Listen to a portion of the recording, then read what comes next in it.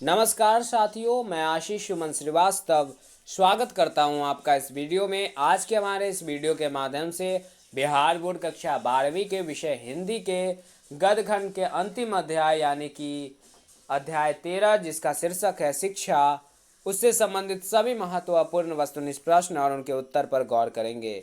तो चलिए वीडियो को आगे बढ़ाते हैं और बिहार बोर्ड कक्षा 12वीं के विषय हिंदी के गद्य खंड के अंतिम अध्याय यानी कि अध्याय 13 जिसका शीर्षक है शिक्षा, उससे संबंधित सभी महत्वपूर्ण वस्तुनिष्ठ प्रश्न और उनके उत्तर पर गौर करते हैं।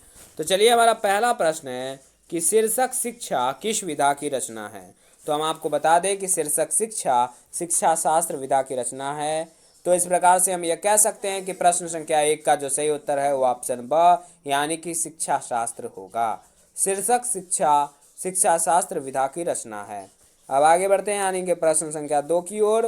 प्रश्न संख्या 2 जिसमें कह रहा है कि शीर्षक शिक्षा के रचनाकार कौन है। तो हम आपको बता दें कि शीर्षक शिक्षा के रचनाकार जे कृष्णमूर्ति हैं। तो इस प्रकार से हम यह कह सकते हैं कि प्रश्न संख्या 2 का जो सही उत्तर है वो ऑप्शन अ यानी कि जे कृष्णमूर्ति होगा। अब आगे बढ़ते हैं यानी कि प्रश्न संख्या 3 की ओर। प्रश्न संख्या 3 जिसमें कह रहा है कि जे कृष्णमूर्ति का जन्म कब हुआ था। तो हम आपको बता दें कि जे कृष्णमूर्ति का जन्म 12 मई 1895 ईस्वी को हुआ था। तो इस प्रकार से हम ये कह सकते हैं कि प्रश्न संख्या 3 का जो सही उत्तर है वो ऑप्शन अ यानी कि 12 मई 1895 ईस्वी होगा।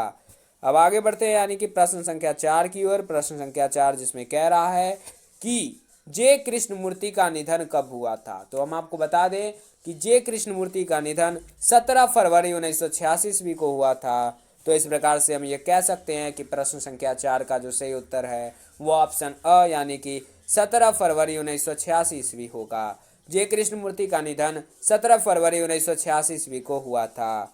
अब आगे बढ़ते हैं यानी कि प्रश्न संख्या 5 की ओर। प्रश्न संख्या 5 जिसमें कह रहा है कि जे कृष्णमूर्ति का जन्म स्थान कहाँ है। तो हम आपको बता दें कि जे कृष्णमूर्ति का जन्म स्थान आंध्र प्रदेश के चित्तूर के मदनपल्ली में है।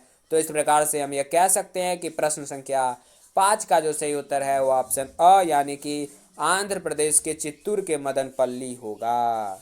अब आगे बढ़ते हैं यानी कि प्रश्न संख्या 6 की ओर। प्रश्न संख्या 6 जिसमें कह रहा है कि जे कृष्णमूर्ति का निधन कहाँ हुआ था। तो हम आपको बता दें कि जे कृष्णमूर्ति का निधन ओजई कैलिफोर्निया में हुआ था। तो इस प्रकार से हम यह कह सकते हैं कि प्रश्न संख्या 6 का जो सही उत्तर है वो ऑप्शन अ यानी कि ओजई कैलिफोर्निया होगा। जे कृष्णमूर्ति का निधन ओजई कैलिफोर्निया में हुआ था। अब आगे बढ़ते हैं यानी कि प्रश्न संख्या 7 की ओर। प्रश्न संख्या 7 जिसमें कह रहा है कि जे कृष्णमूर्ति का पूरा नाम क्या था। तो हम आपको बता दें कि जे कृष्णमूर्ति का पूरा नाम जिद्दू कृष्णमूर्ति था। तो इस प्रकार से हम यह कह सकते हैं कि प्रश्न संख्या 7 का जो सही उत्तर है वो ऑप्शन अ यानी कि जिद्दू कृष्णमूर्ति होगा। अब आगे बढ़ते हैं यानी कि प्रश्न संख्या 8 की ओर। प्रश्न संख्या 8 जिसमें कह रहा है कि जे कृष्णमूर्ति की माता का नाम क्या था। तो हम आपको बता दें कि जे कृष्णमूर्ति की माता जी का नाम संजीवम्मा था। तो इस प्रकार से हम यह कह सकते हैं कि प्रश्न संख्या 8 का जो सही उत्तर है वो ऑप्शन ब यानी कि संजीवम्मा होगा। जे कृष्णमूर्ति की माता का नाम संजीवम्मा था। अब आगे बढ़ते हैं यानी कि प्रश्न संख्या 9 की ओर। प्रश्न संख्या 9 जिसमें कह रहा है कि जे कृष्णमूर्ति के पिताजी का नाम क्या था। तो हम आपको बता दें कि जे कृष्णमूर्ति के पिताजी का नाम नारायणा जिद्दू था। तो इस प्रकार से हम यह कह सकते हैं कि प्रश्न संख्या 9 का जो सही उत्तर है वो ऑप्शन स यानी कि नारायणा जिद्दू होगा। नारायणा जिद्दू, नौमा का श। जे कृष्णमूर्ति के पिताजी का नाम नारायणा जिद्दू था। अब आगे बढ़ते हैं यानी कि प्रश्न संख्या 10 की ओर। प्रश्न संख्या 10 इसमें कह रहा है कि कितने वर्ष की आयु में जे कृष्णमूर्ति ने अपनी मां को खो दिया। तो हम आपको बता दें कि जे कृष्णमूर्ति ने मात्र 10 वर्ष की आयु में अपनी मां को खो दिया। तो इस प्रकार से हम यह कह सकते हैं कि प्रश्न संख्या 10 का जो सही उत्तर होगा वो ऑप्शन ब यानी कि 10 वर्ष की आयु में होगा। 10 वर्ष की आयु में जे कृष्णमूर्ति ने अपनी मां को खो दिया। अब आगे बढ़ते हैं यानी कि प्रश्न संख्या 11 की ओर। प्रश्न संख्या 11 जिसमें कह रहा है कि लीड बेटर किन में विश्व शिक्षक का रूप देखते हैं। तो हम आपको बता दें कि लीड बेटर जे कृष्णमूर्ति में विश्व शिक्षक का रूप देखते थे। तो इस प्रकार से हम यह कह सकते हैं कि प्रश्न संख्या 11 का जो सही उत्तर है वो ऑप्शन अ यानी कि जे कृष्णमूर्ति होगा। लीडबेटर जे कृष्णमूर्ति में विश्व शिक्षक का रूप देखते थे। तो इस प्रकार से हम यह कह सकते हैं कि प्रश्न संख्या 11 का जो सही उत्तर है वो ऑप्शन अ यानी जे कृष्णमूर्ति होगा। लीडबेटर जे कृष्णमूर्ति में विश्व शिक्षक का रूप देखते थे। अब आगे बढ़ते हैं यानी कि प्रश्न संख्या 12 की ओर। प्रश्न संख्या 12 जिसमें कह रहा है कि जे कृष्णमूर्ति कब एल्डुअस हक्सले के संपर्क में आए। तो हम आपको बता दें कि जे कृष्णमूर्ति सन 1938 में एल्डुअस हक्सले के संपर्क में आए। तो इस प्रकार से हम ये कह सकते हैं कि प्रश्न संख्या 12 का जो सही उत्तर है वो ऑप्शन अ यानी कि 1938 में होगा। तो इस प्रकार से हम ये कह सकते हैं कि प्रश्न संख्या 12 का जो सही उत्तर है वो ऑप्शन अ यानी 1938 होगा। अब आगे बढ़ते हैं यानी कि प्रश्न संख्या 13 की ओर। प्रश्न संख्या 13 जिसमें कह रहा है कि द फर्स्ट एंड फ्रीडम किसकी रचना है। तो हम आपको बता दें कि द फर्स्ट एंड फ्रीडम जे कृष्णमूर्ति की रचना है। तो इस प्रकार से हम ये कह सकते हैं कि प्रश्न संख्या 13 का जो सही उत्तर है वो ऑप्शन अ यानी कि जे कृष्णमूर्ति होगा। द फर्स्ट एंड फ्रीडम की रचनाकार जे कृष्णमूर्ति हैं। अब आगे बढ़ते हैं यानी कि प्रश्न संख्या 14 की ओर। प्रश्न संख्या 14 जिसमें कह रहा है कि द ओनली रेवोल्यूशन किसकी रचना है। तो हम आपको बता दें कि द ओनली रेवोल्यूशन जे कृष्णमूर्ति की रचना है। तो इस प्रकार से हम ये कह सकते हैं कि प्रश्न संख्या 14 का जो सही उत्तर है वो ऑप्शन अ। तो इस प्रकार से हम ये कह सकते हैं कि प्रश्न संख्या 14 का जो सही उत्तर है वो ऑप्शन अ यानी कि जे कृष्णमूर्ति होगा। द ओनली रेवोल्यूशन किसकी रचना है। द ओनली रेवोल्यूशन जे कृष्णमूर्ति की रचना है।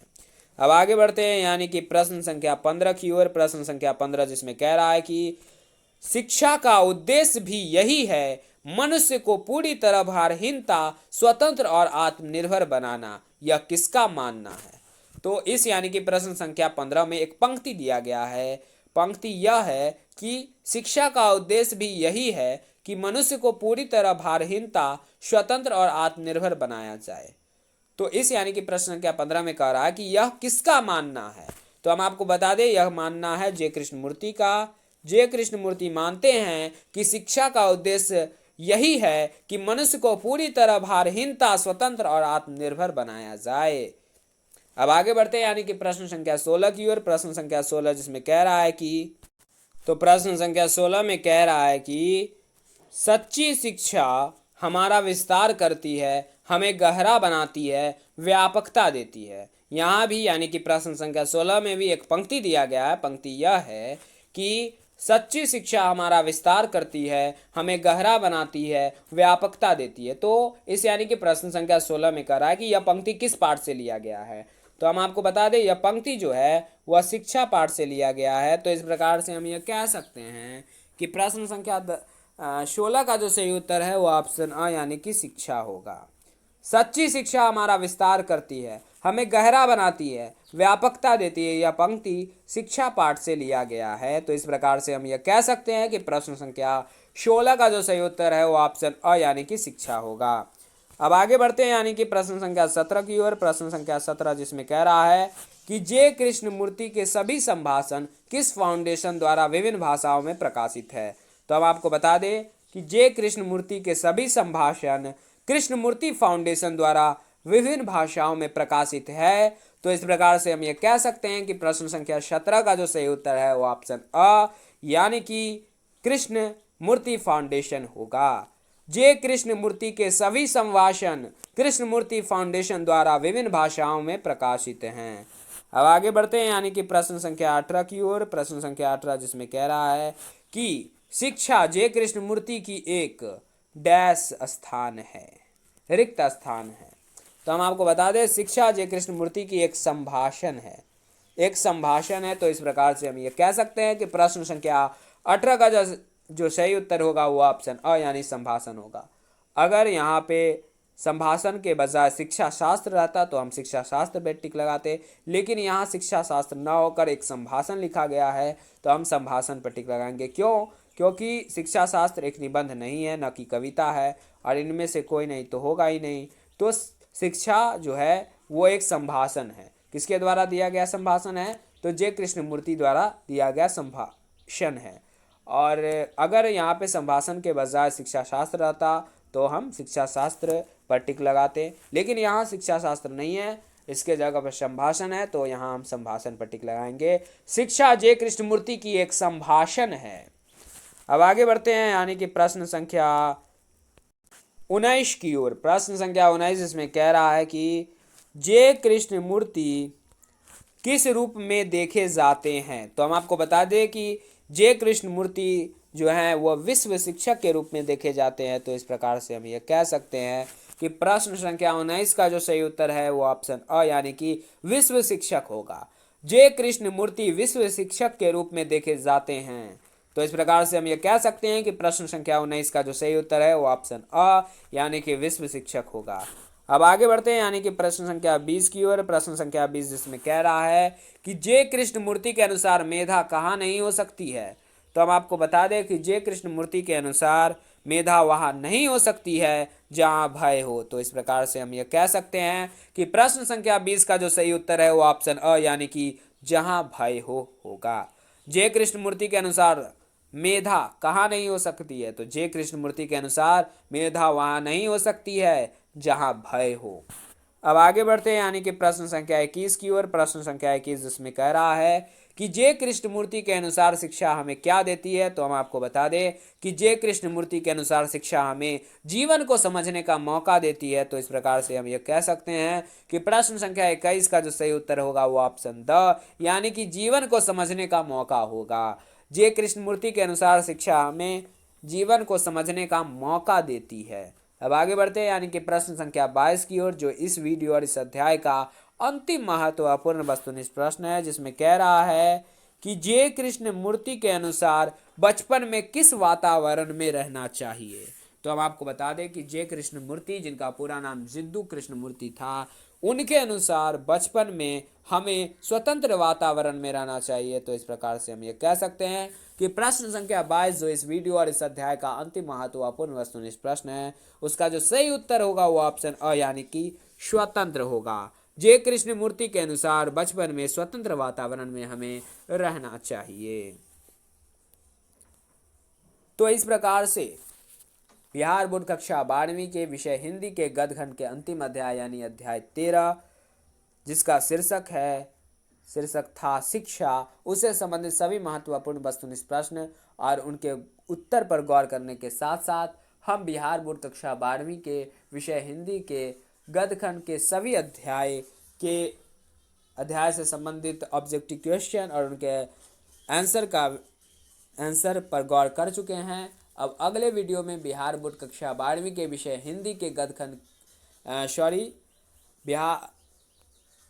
अगले वीडियो में हम बिहार बोर्ड कक्षा 12वीं के विषय हिंदी के काव्य खंड के अध्याय 1, जिसका शीर्षक है करबक और उसके रचनाकार हैं मलिक मोहम्मद जायसी, जो कि एक प्रेम मार्गी कवि थे, उनसे संबंधित और उस शीर्षक यानी करबक शीर्षक से संबंधित सभी महत्वपूर्ण वस्तुनिष्ठ प्रश्न और उनके उत्तर पर अगले वीडियो में हम गौर करेंगे। तब तक के लिए धन्यवाद।